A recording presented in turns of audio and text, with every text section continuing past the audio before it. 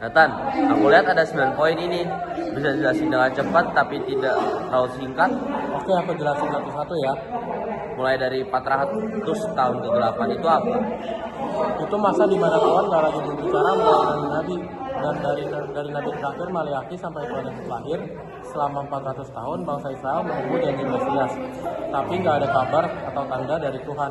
Mereka hidup dalam penantian yang panjang, berharap janji keselamatan akan digenapi. Lalu Yesus lahir. Ya, ini momen yang ditunggu-tunggu. Dia lahir di Bethlehem seperti nubuat Nabi Mika. Nah, walaupun lahir di kandang sederhana, kehadirannya membawa terang bagi dunia. Ini awal penggenapan janji keselamatan yang dijanjikan Tuhan sejak zaman para nabi. Setelah itu ada pembaptisan. Kenapa dia harus dibaptis? Pembaptisan itu tanda bahwa pelayanannya dimulai. Yohanes Pembaptis membaptis dia dari Sungai Yordan.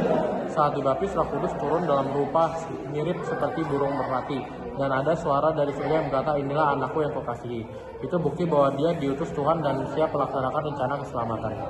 Terus dia mulai pelayanannya 3,5 tahun.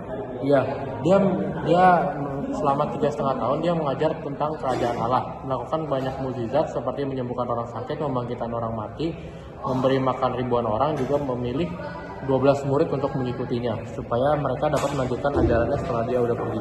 Lalu penyaliban dan kematian? Ini puncak dari seluruh misinya. Dia disalibkan di Bukit Golgota atau Bukit Tengkorak meskipun dia nggak bersalah. Kematiannya adalah pengorbanan untuk menebus dosa kita. Ini digenapi dari buat Yesaya 53 yang bilang bahwa dia akan menderita demi keselamatan banyak orang. Tapi 3 hari kemudian dia bangkit. Iya benar. Kebangkitan ini membuktikan bahwa dia punya kuasa atas maut dan dosa. Ini yang bikin iman murid-murid bangkit lagi. Kalau dia nggak bangkit, semua pengajarannya jadi sia-sia. Tapi karena dia bangkit, dan keselamatan jadi nyata dan membawa harapan baru.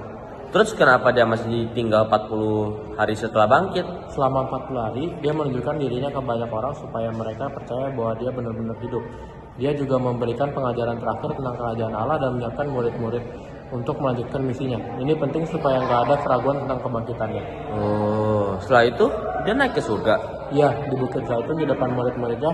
Tapi sebelum naik, dia kasih janji bahwa Roh Kudus akan turun untuk memberi kuasa pada mereka. Ini tanda bahwa pelayanannya di bumi selesai. Tapi pengerjaan murid-murid baru akan dimulai. Makanya murid-murid menunggu kah? Tepat, mereka berkumpul di ruang atas berdoa selama 10 hari sambil menunggu penggenapan janji itu. Walaupun mereka nggak tahu kapan Roh Kudus akan datang, mereka tetap percaya dan setia menunggu.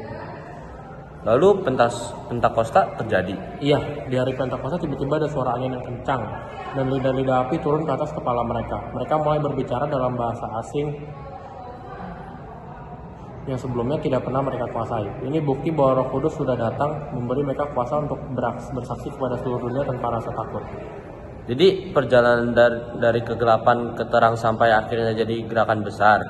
Persis, ini awal dari gereja mulai-mulai. Awal gereja mula-mula. Dari sekelompok murid yang ketakutan, mereka berubah jadi pemberita kabar baik yang berani. Dan hari itu, kabar keselamatan mulai menyebar ke seluruh dunia sampai sekarang. Wah, sekarang aku ngerti semuanya. Thank you ya Nathan ya. Iya, thank you ya. Thank you. Thank you.